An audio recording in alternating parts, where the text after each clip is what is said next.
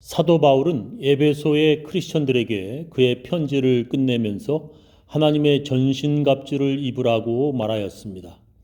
사도 바울은 왜 하나님의 전신갑주를 입으라고 하는 것입니까? 그것은 마귀의 간사한 계획에 넘어가지 않기 위해서입니다. 마귀는 믿음의 사람들을 어떻게 해서든지 넘어지도록 시험합니다. 마귀는 예수 믿는 사람들이 예수님을 떠나 하나님의 나라에 들어가지 못하도록 유혹합니다.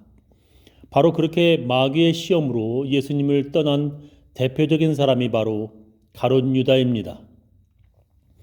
그래서 우리는 마귀의 시험에 넘어지지 않기 위해서 하나님의 전신갑주를 입어야 합니다. 오늘은 하나님의 전신갑주 중에 마지막으로 성령의 검에 대해서 배우도록 하겠습니다. 6번째죠. 성령의 검입니다. 성경은 마귀를 대적하기 위해서 성령의 검을 가지라고 말씀하시면서 성령의 검이 무엇인지 이렇게 말씀하십니다. 구원의 투구와 성령의 검, 곧 하나님의 말씀을 가지라 했습니다. 성령의 검이 무엇이냐면 하나님의 말씀이라는 것입니다. 그러니까 우리가 마귀와 싸우려면 하나님의 말씀을 가져야 한다는 것입니다. 하나님의 말씀으로 어떻게 마귀와 싸워야 하는지 예수님께서 우리들에게 알려주셨습니다. 마태복음 4장을 보면 마귀가 예수님을 시험합니다. 그때에 예수께서 성령에게 이끌려 마귀에게 시험을 받으러 광야로 가사 40일을 밤낮으로 금식하신 후에 줄이신지라. 시험하는 자가 예수께 나와서 이르되 네가 만일 하나님의 아들이거든 명하여 이 돌들로 떡덩이가 되게 하라. 예수께서 대답하여 이르시되 기록되었으되 사람이 떡으로만 살 것이 아니요 하나님의 입으로부터 나오는 모든 말씀으로 살 것이라 하였느니라 하시니라고 기록하고 있습니다. 예수님께서 40일을 금식하셔서 무척 배가 고프셨습니다. 그때 마귀가 예수님에게 네가 만일 하나님의 아들이거든 이 돌들을 떡덩이가 되게 하라고 말하였습니다. 그때 예수님께서 사람이 떡으로만 살 것이 아니요 하나님의 입으로부터 나오는 모든 말씀으로 살 것이라 하였느니라 말씀하십니다. 예수님께서는 구약성경 신명기 8장 3절 말씀을 인용해서 마귀의 시험을 물리치셨습니다. 네 하나님 여호와께서 이 40년 동안에 내게 광야길을 얻게 하신 것을 기억하라. 이는 너를 낮추시며 너를 시험하사 네 마음이 어떠한지 그 명령을 지키는지 지키지 않는지 알려 하심이라. 너를 낮추시며 너를 줄이게 하시며 또 너도 알지 못하며 네 열조도 알지 못하던 만나를 네게 먹이신 것은 사람이 떡으로만 사는 것이 아니요 여호와의 입에서 나오는 모든 말씀으로 사는 줄을 네가 알게 하려 하심이니라 했습니다. 그렇게 마귀의 시험을 예수님께서 하나님의 말씀으로 이겨내셨습니다. 그러자 마귀도 하나님의 말씀을 가지고 예수님에게 시험을 합니다. 이에 마귀가 예수를 거룩한 성으로 데려다가 성전 꼭대기에 세우고 이르되 네가 만일 하나님의 아들이거든 뛰어내리라. 기록하였으되 그가 너를 위하여 그 사자들을 명하시리니 그들이 손으로 너를 받들어 발이 돌에 부딪히지 않게 하리로다 하였느니라 했습니다. 예수께서 이르시되 또 기록되었으되 주 너의 하나님을 시험하지 말라 하였느니라 하시니라고 말씀하십니다. 마귀는 예수님을 높은 성전 꼭대기에 데려가 네가 만일 하나님의 아들이거든 뛰어내리라는 것입니다. 마귀는 예수님이 뛰어내려도 하나님께서 천사들에게 명령하시어 돌에 부딪히지 않도록 하실 것이라고 성경 말씀 시편 91편 11절 12절의 말씀을 인용해서 시험합니다. 그가 너를 위하여 그의 천사들을 명령하사 네 모든 길에서 너를 지키게 하심이라. 그들이 그들의 손으로 너를 붙들어 발이 돌에 부딪히지 아니하게 하리로다 했습니다. 그런 마귀의 시험에도 예수님께서는 신명기 6장 16절의 말씀으로 마귀에게 주 너의 하나님을 시험하지 말라 말씀하십니다. 이렇게 마귀가 시험할 때마다 우리는 예수님처럼 하나님의 말씀을 가지고 싸워야 합니다. 근데 우리가 여기에서 조금 이해하기 어려운 것을 발견하게 됩니다. 우리가 마귀와 싸울 때에 성령의 검인 하나님의 말씀을 가지라고 성경은 말씀하십니다. 그런데 마귀도 하나님의 말씀을 가지고 우리를 시험한다는 것을 어떻게 이해하여야 합니까? 마귀도 성령의 검인 하나님의 말씀을 가지고 우리를 시험한다니 이것을 어떻게 해석하여야 합니까? 저는 그것을 마귀는 하나님의 말씀으로 우리를 시험 들게 만든다라고 해석합니다. 어떤 사람은 목사의 설교를 듣고 회개하지만 어떤 사람은 목사의 설교 때문에 시험에 듭니다.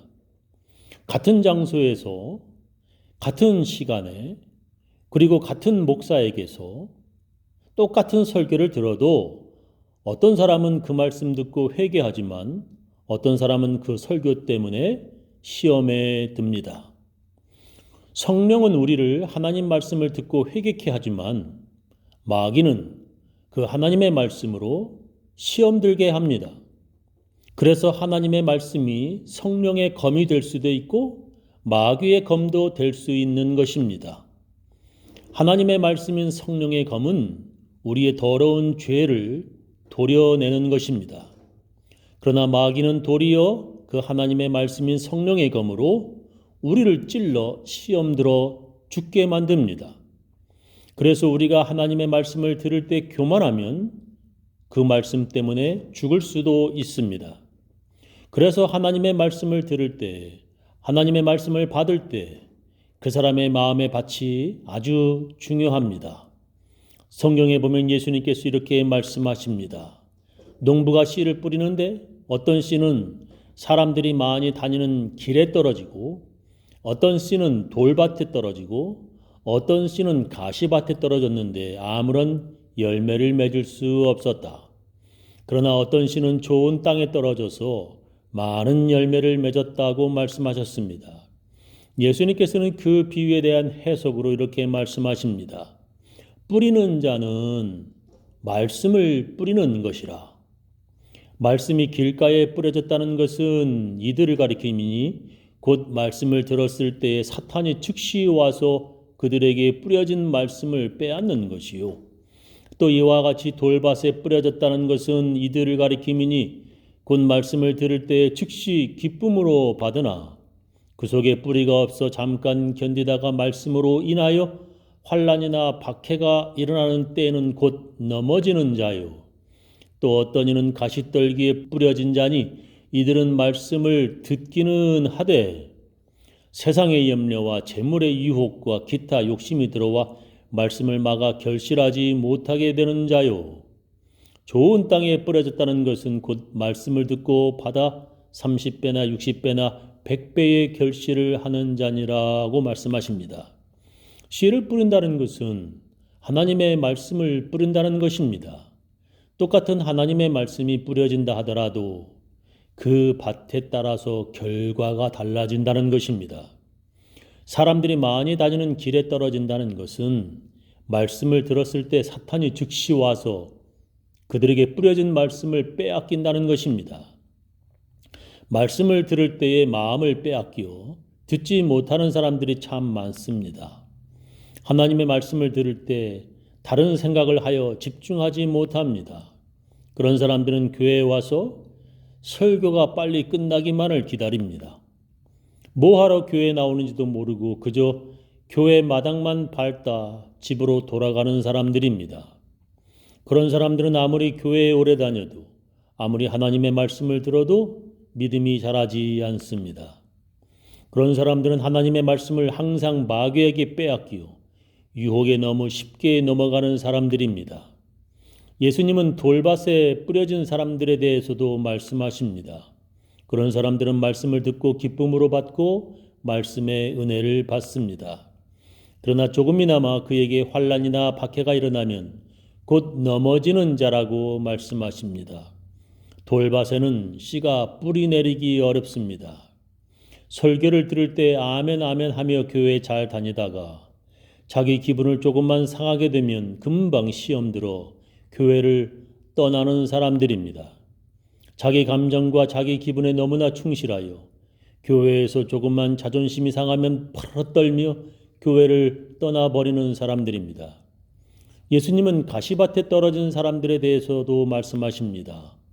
그들은 돈에 대해서 금방 시험 드는 사람들이라고 말씀하십니다. 예수님보다도 돈을 더 사랑하는 사람들은 아무리 하나님의 말씀이 들어와도 그 믿음이 자라지 못합니다. 그러나 좋은 밭에 떨어진 씨는 점점 자라나서 30배, 60배, 100배의 결실을 맺는다고 예수님은 말씀하십니다. 예수님은 씨는 똑같고 그 씨가 떨어지는 밭에 따라 다르다고 말씀하십니다. 예수님은 하나님의 말씀을 전하는 사람이 문제가 아니라 그 말씀을 받는 사람들이 문제라는 것입니다.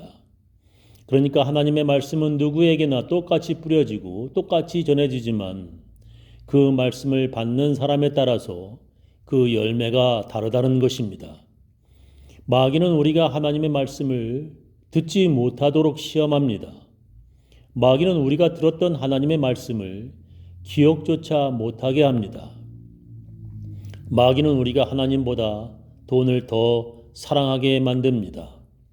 듣고 회개하여 다시 살아야 할 하나님의 말씀을 마귀는 도리어 사람들로 시험 들어 죽게 만듭니다.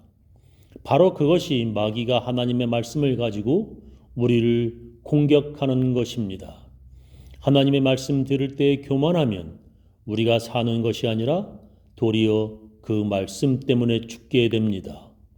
저는 우리 교인들 모두 하나님의 말씀 들을 때 겸손하여서 믿음이 점점 더 자라나기를 예수님의 이름으로 축원합니다.